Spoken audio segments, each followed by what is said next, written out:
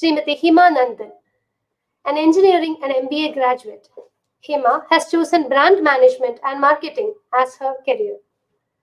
She has 15 plus years of experience in the corporate world across companies like Godrej, Vodafone, and Lenovo. She is currently the lead of SMB Marketing for Lenovo India. Welcome, Hima. Thank you. Before uh, the corporate world, I think you've been more than 15 years now. We have been in the corporate world, and which is just as punishing, as challenging as climbing a mountain, definitely. Especially in our culture, being an Indian woman, that to a Kerala girl, no small town girl at that. So, Yes, definitely. what has been your corporate experience? Can you give us some insights? I'm Yeah. sure it'll be very inspiring for those small town girls out here who are dreaming of a corporate career. So, Yes. So I do call myself a small town girl when we have meetings in office or certain get-togethers, and we eventually sometimes, in a dinner, then the conversation moves around where we are from. And what I've realized is that being a small town girl is a boon. It is great because it gives you a lot of fire in your belly. So what's something that I've been known for, what I've been really called out for is that I always show a fire in the belly. So I think that's something that we small town girls or boys for that matter are blessed with. Sometimes when you are in big metros, big cities, you kind of get a lot of opportunities right around you. And I've also seen the same happening where people who are maybe equally talented, I believe that if you are in a small town, you might reach farther ahead in life. So people in big towns start with a bit of advantage. People in small towns might have to work slightly harder, but that really holds them in good stead throughout their life because they keep working hard, they keep trying, and hence sometimes you are also able to go much farther. So that's something that has been my journey, and I've also seen that around in other colleagues and other friends, among friends and family. And corporate life, I think, has been pretty, I would say it has, of course, its ups and downs, its challenges, but it's been really enjoyable.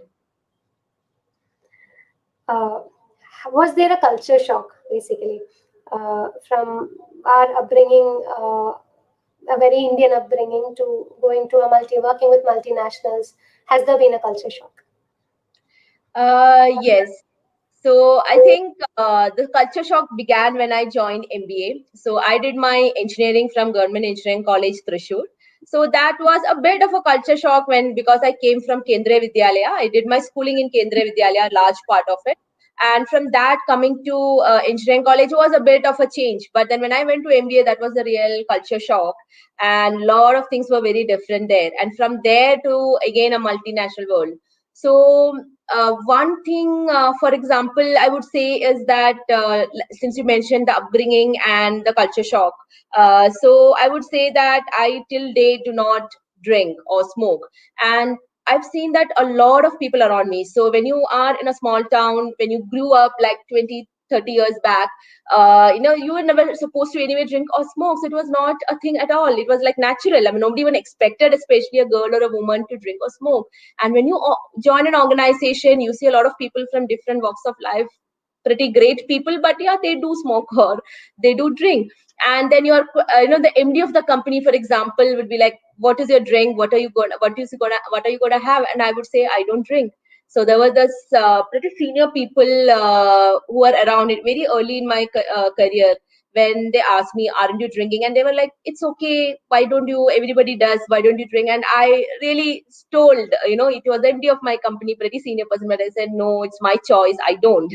So some of those were really, just being asked whether do you drink or smoke. I guess today's maybe the girls may not feel that way. The world has changed in the last 20 odd years. But for me, that was a big culture shock. The fact that I will ever get asked that question was itself a shock for me. Even till date I don't. So so that is that is one thing. Yeah. Right.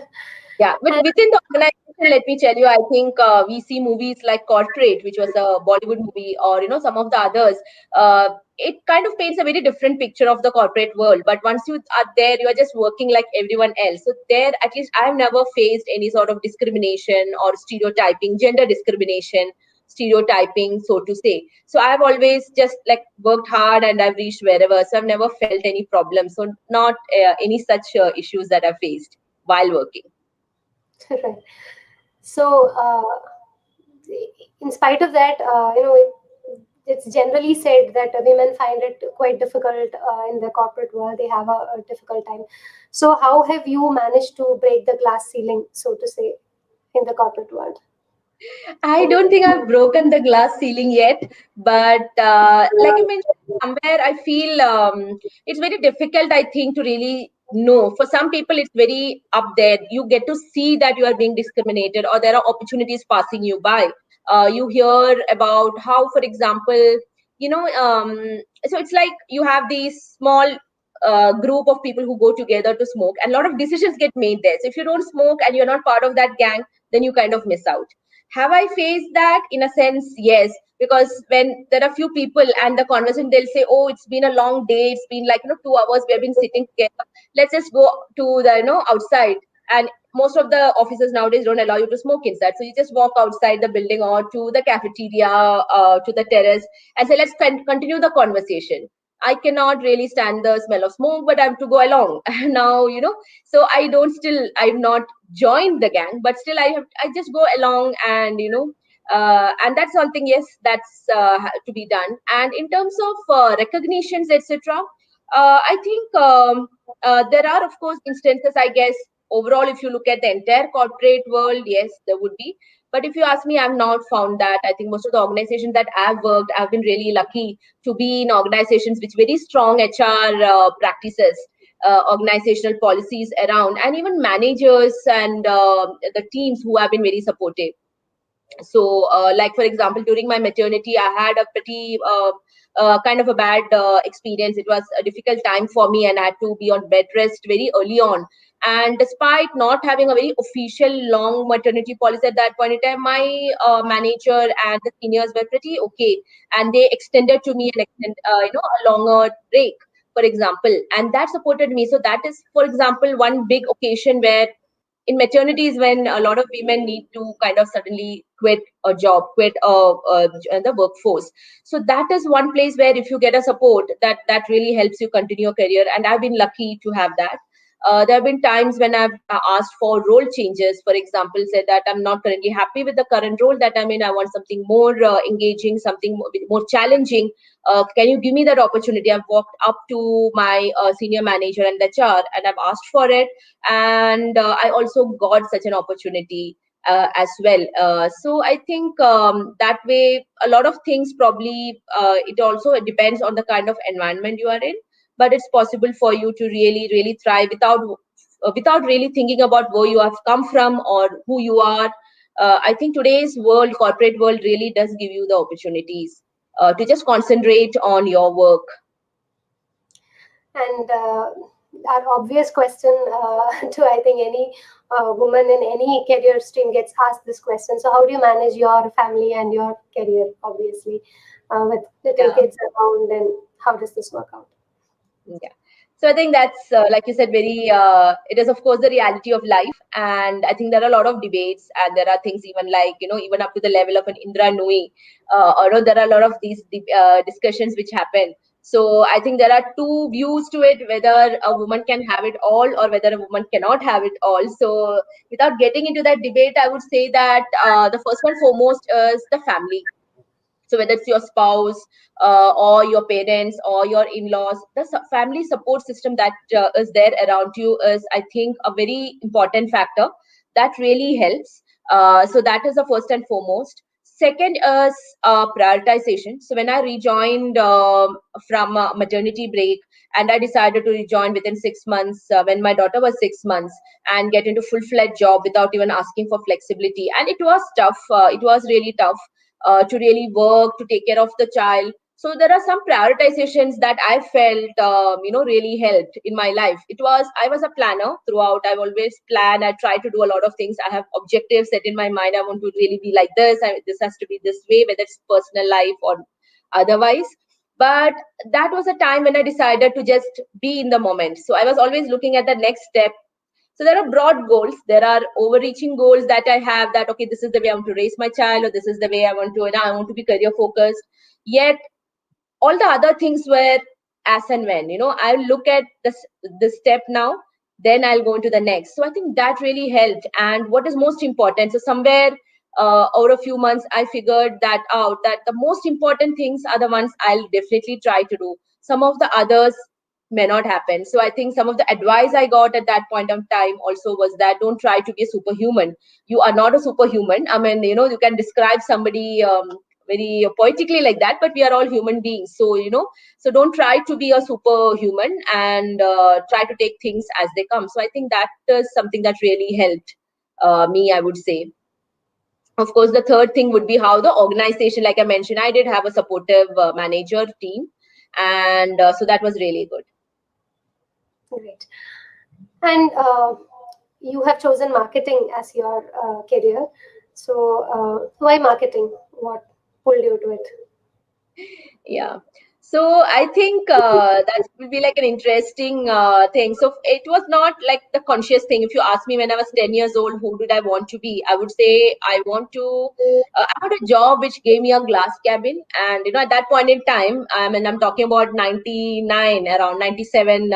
So then, not all offices had glass cabins and AC. So I would say I want a job which gave me a good salary, which allowed me to buy all the chocolates and ice creams, everything that I want in the world, have a comfortable life, not luxury but comfortable, and have a glass cabin, nice, looking very good, and sitting in an office and working. So I think somewhere around that's how um, my drive towards the career started. So then I figured out what kind of job do I want. Is it an engineer? So biology, computer science. Finally, I decided engineering is what probably will give me the kind of life I want, the kind of job, salary, and so I decided, okay, this is where I'm gonna be. So that's how I ended up in engineering.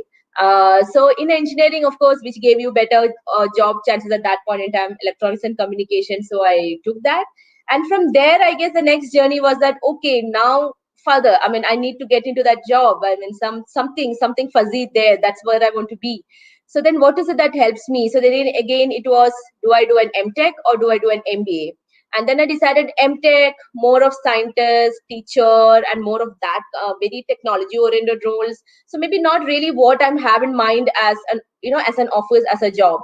So then I said, okay, MBA it is for me. So then I went for coaching, and then I got into an MBA college, and I also thought that let me get into something, one of the top engineering colleges, like within the top 20, 30, like, in the top 15. So I got into a Xavier Institute of Management, Bhubaneswar, which was one of the top 15 institutes at that point in time.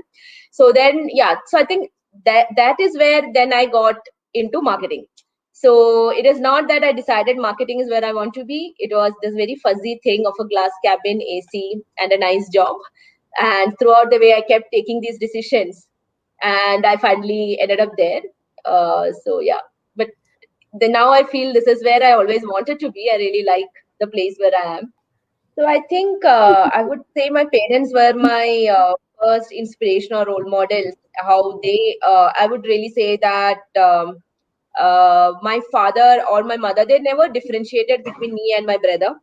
We over, and so of course we had our upbringing as, as a girl you should do this, as a boy, but that was not very much too much of a differentiation. And my parents never stopped me from doing anything, especially my dad. He never stopped me from doing anything, or rather he would encourage me. I said I want to try to climb that tree, and he will say, come, let me help you. And I want to drive a ESD, and he said, come, let me help you.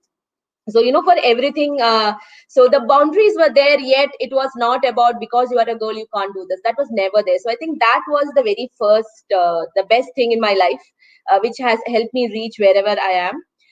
That kind of continued post marriage, with even my husband being helpful. So I think those were uh, that was like really helpful. Another role model, I would say, they were my teachers.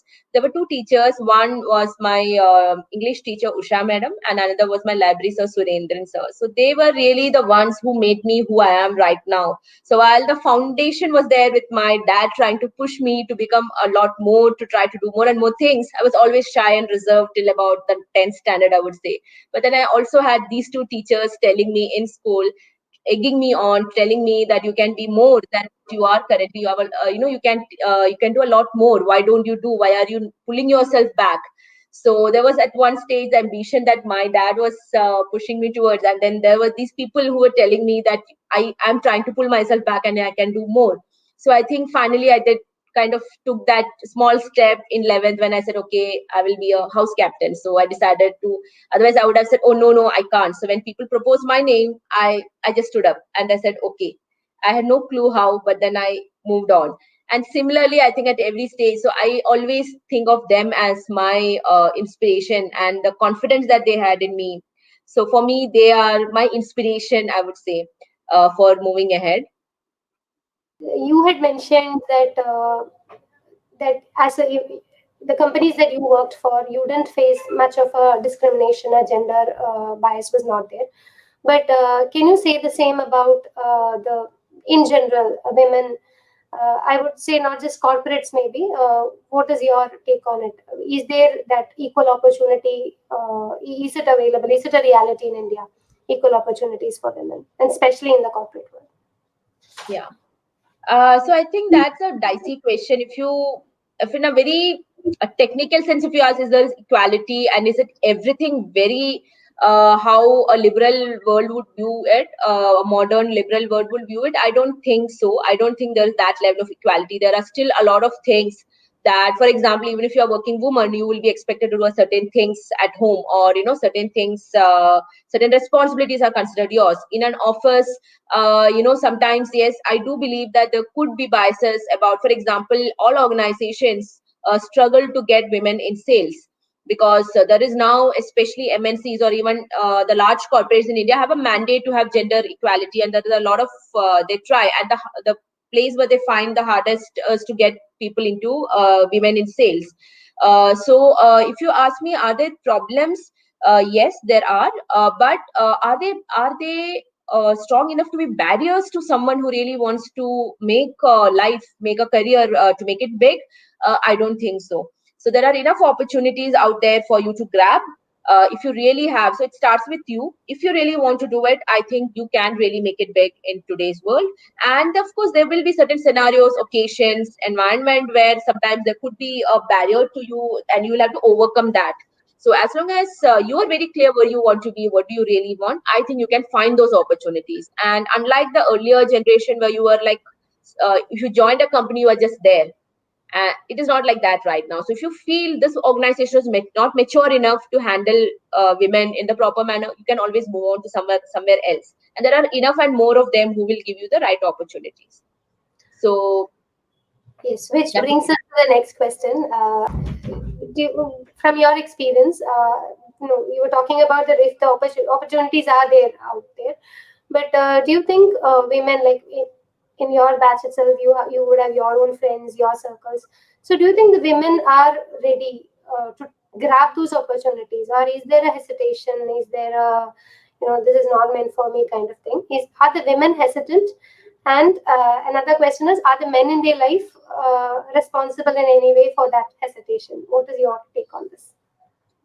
I believe that I wouldn't say men, but maybe the society in general, right? So I mean, men, women, all of us are part of it. So when the woman is not ready, she doesn't feel that I can. So I think somewhere in this debate of whether you can have it all. So of course, if a working woman thinks that she can be there, like who is a homemaker, right, to be there with the child or to cook the kind of meals, hot meal, and no, you will be the one to really serve it to your family. Maybe not, because you might have a presentation to prepare. Maybe you're giving a meeting. Maybe you're getting late in office. Or maybe you just can't because you're working for 8, 9 hours, 10 hours. And hence to be there necessarily exactly. So if you compare yourself to what is expected in a traditional manner, so if that is the kind of exact comparisons you try to draw, then maybe women will hold themselves back. So what is required is the essence of it. Are you really there in in the quality of it, so rather than the quantity? So how many hours are you able to spend? What are the kind of things you do? But in quality, if you're able to make it up with maybe support systems that you develop around, so that's when the women can really go ahead and pursue their career. And I think it is possible today, and there are a myriad different conditions which are there for different people. Um, are women holding themselves back? For some people, yes, it is true that they are holding themselves back because of a lot of these blocks in their mind. When you compare yourself to what is traditionally expected of some of them.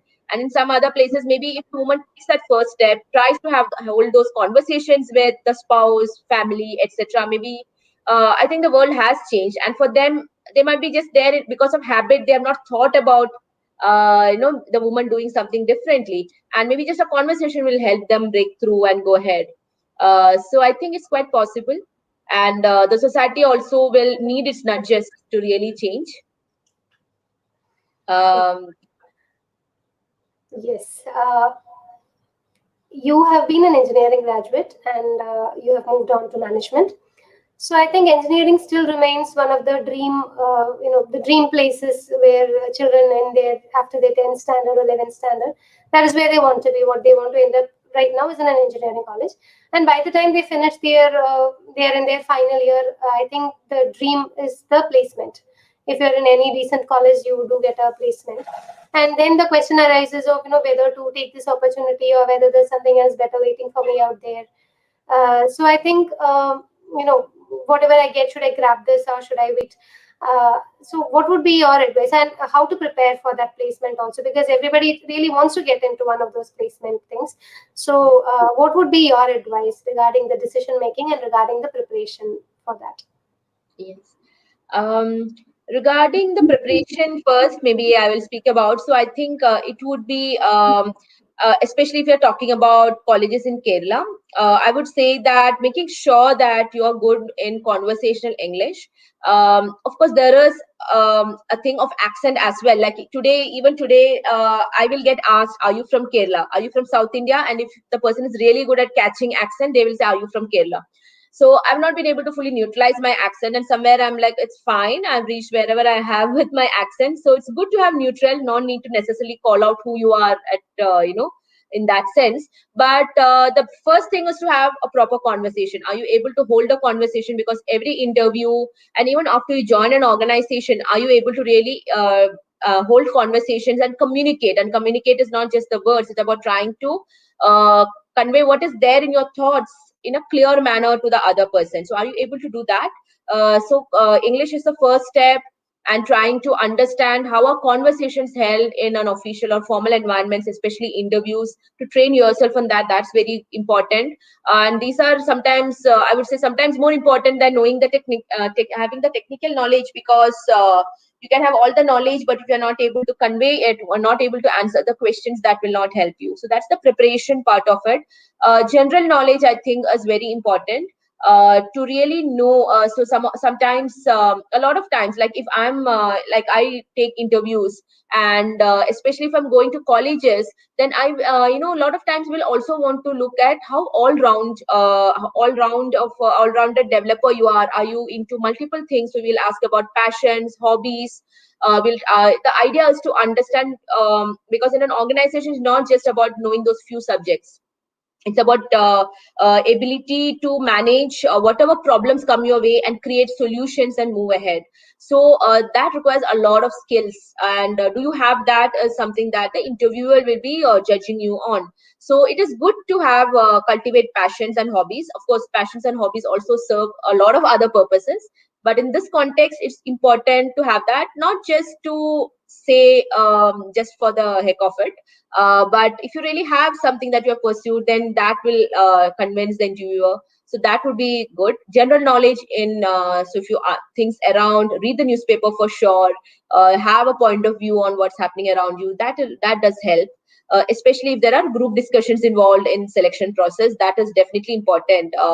You can't just wing it always. So it's good to have that in-depth knowledge, and the other person will be able to judge you depending on the kind of points you are putting forth. So that is important. Yes. uh, so And I think we had one more question in terms of how to make choices. So there I would say is that try to talk to people whom you know among your friends and family circle who are working in different kinds of areas, and try to understand what is it that they do. Because if you ask me what did an engineer really do in an organization or so, I may not have known. What does a marketing professional do? I don't know. So so it's good to talk to people to understand, is that where you really want to be, so that helps you make choices. Right. Yes, and I will come back to you with one last question, Hima, and then we will leave you in peace. But and let me convey my very sincere apologies to our viewers today, because we were supposed to, even all of us here too were really looking forward to meeting Tushiji as a mountaineer, as an Everester, as one of the few women who has gone to all those quite difficult places there are on the earth. But unfortunately, there's been a very solid technical issue from her side, and she's not been able to join us today. So our apologies to our viewers. And yes, so we will definitely bring her to you on some other occasion very soon. We'll see that the technical glitches are not there, and we'll make sure that we do have an occasion where we meet her. So before we conclude, one last question to you, Hima. So I would like to tell our viewers also, Hima Nandan today came here as an interviewer, and she was supposed to be asking the questions, but that came about a situation where she was the one being interviewed. So this has been a crisis management situation, a typical crisis management situation, and you have handled it absolutely well. Hats off to you, Hima. So this must be I think, a regular thing in your corporate circles too. So the crisis comes and people leave, and you step into situations for which you're not prepared. So this must have happened quite many times in the corporate world too. So what is your, how do you handle these crisis situations? What is your mantra for crisis management? Yeah. So I think one thing that I'd heard very early on in my career is, I think something I read somewhere, someone told. It goes like, when you are given a task by someone. So if you're said, this is something very important, this is a project, can you handle it? And you may have absolutely no idea how to do that project. What is that project all about? What it said was that you have to say yes. Say yes first, and then go figure out, how the hell do I do it? How do I do this now? What is this? So the figuring out part. So grab the opportunity which is there in front of you. Just start by saying yes, and then figure out what is it that, how can you do it? Then ask the questions, then do it. So don't be hesitant, is what it is. So I think that was more about grabbing opportunities, but the same training or the same thinking holds true when it comes to crisis. I think I'm somebody who's, I try to be calm. So that's one is the personal trait. Second is a bit of training, like you said. Probably I didn't realize it, but maybe over time, over the career of handling different things, it kind of comes. If you have that attitude that, okay, something that consciously practiced is this thing about, if I'm given any opportunity, given any task, first say yes. And right now I'm handling B2B marketing, small and medium business marketing in Lenovo. I was otherwise throughout for 14 years, I was in consumer marketing. So that is talking to people like you and me, purchasing soap, whatever, shampoo, laptops, whatever that is. But this is B2B marketing, talking to people in offices, purchasing in bulk for offices. Very different marketing skill sets that it requires. But when I was given this opportunity, I said yes. And then I started figuring it out. It was very different. How do I do? What is it? So I think that kind of helps. Just say yes first, get it. Just have a belief that you will solve it, that you will figure it out. So I think that's the belief that is most important. So thank you so much, Hima Nandan. That was a really great show out here, and I think for all the young viewers who've been out here, this has been definitely useful, even though it was a very impromptu interview. Uh, so thank you so much. Hats off to you. Hats off to your presence of mind, and thank you for being with Atma through this, where we also had to face a crisis kind of situation. So thank you.